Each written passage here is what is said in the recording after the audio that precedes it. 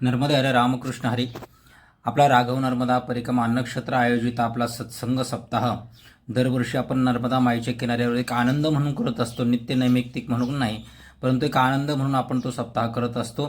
तर यावर्षी सर्वांच्या म्हणण्यानुसार, सर्वांच्या आवडीनुसार आपण ठेवलेला आहे तो ओंकारेश्वरमध्ये, मध्य प्रदेश. अगदी नर्मदा माईच्या किनाऱ्यावरती जवळच आपण शंकराचार्यांचा स्टॅच्यू बघा आणि जवळच नर्मदा माई आहे. आणि मैयावरती जाण्याकरता 5 मिनिटं लागतात फक्त स्नानासाठी. त्याचबरोबर श्री क्षेत्र ओंकारेश्वराचं दर्शन घेण्यासाठी सुद्धा जायचं असेल तर 5 मिनिटांमध्ये आपण मंदिरामध्ये जाऊ शकतो. इतक्या जवळ मंदिर आहे आणि या ठिकाणी इतक्या कडेला आहे, एकदम रोडच आहे ओंकारेश्वरमध्ये. हा इकडे पुढे जो रस्ता जातो तिकडचा हा समोरचा रस्ता हा आहे मैयाकडे जाणारा. हा दंडी आश्रम या ठिकाणी आपला सप्ताह राहणार आहे. आणि या सप्ताहामध्ये आपण यावर्षी खूप सुंदर असं नियोजन आपण ठेवणार आहे की आपण यावर्षी पारायण नाही करणार, तर पारायणाऐवजी रोज मांधाता पर्वताची आपण प्रदक्षिणा करणार आहोत. सत्संग राहणार, नामजप राहणार, हरिपाठ, काकडा हे कीर्तन राहणार, कथा राहणार. या ठिकाणी सुंदर मोठा हॉल आहे. ज्यांना बसता येणार नाही जेवणासाठी त्यांच्यासाठी सुंदर खुर्च्यांची व्यवस्था आपण या ठिकाणी करणार आहोत आणि केलेली आहे, आणखी होणार आहे. आणखी काय आपण या ठिकाणी नियोजन वेगळं करणार आहोत. मोठा हॉल आहे, त्याचप्रमाणे स्लॅबचे सुद्धा हॉल आहे. इकडे फार मोठा आतमध्ये हा हॉल आहे, इथे आपले राहण्याची व्यवस्था करता येईल. इथे मंदिरसुद्धा खूप सुंदर आहे छोटंसं.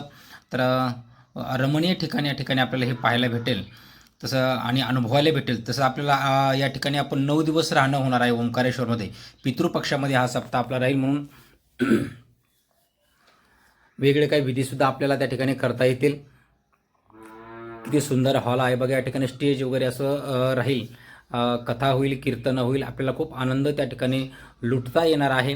त्यासाठी आता ओंकारेश्वर क्षेत्रामध्ये खर्च फार मोठा आहे. तसा आपण 2 दिवस तिथे उभं राहून थांबून आम्ही ही जागा शोधली. शेवटी निराश होऊन निघालो असताना हा आश्रमामध्ये आम्ही चौकशी केली आणि आपल्याला ही जागा भेटली. आपण या ठिकाणी काही रूमसुद्धा आहे, टॉयलेट बाथरूम भरपूर आहे. हे दुसऱ्या मजल्यावरचे आहे, पण खालच्या मजल्यावर सुद्धा भरपूर आहेत. म्हणून असा प्रशस्त अशा प्रकारचा हॉल. प्रत्येकी आपण गाद्या वगैरे आपणच देणार आहोत. तर सगळा खर्च आपला 2100 रुपये परी व्यक्ती राहील, एक देणगी म्हणून. पण बाकीचे जे पंक्तीदार आहेत त्या पंक्तीदारांनी, जे पहिले आहेत त्यांनी फोन करायचा आहे. नवीनही कुणाला पंगत घ्यायची असेल त्यांनी सुद्धा फोन करायचे, कारण काही भाविकांचे फोन आले की या ठिकाणामध्ये ओंकारेश्वर एवढं सिद्ध क्षेत्र आहे की त्या क्षेत्रामध्ये आमचं सुद्धा काहीतरी योगदान असावं, अन्नदान असावं, याच्याकरता काही भाविकांनी फोन केलेले आहेत. म्हणून पहिल्यांनी सुद्धा फोन करायचा आहे. आणि आपल्याला मुक्कामी या ठिकाणी 27ला आपला सप्ताह सुरू होईल, तर 26/9/2026 या दिवशी आपल्याला त्या ठिकाणी संध्याकाळी मुक्कामी ओंकारेश्वरमध्ये यायचं. तिथं राहण्याची खाण्याची सप्ताह सुरू नाही झाला तर त्या आदल्या दिवशी सर्व व्यवस्था तुमची राहण्याची वगैरे सर्व केली जाणार आहे.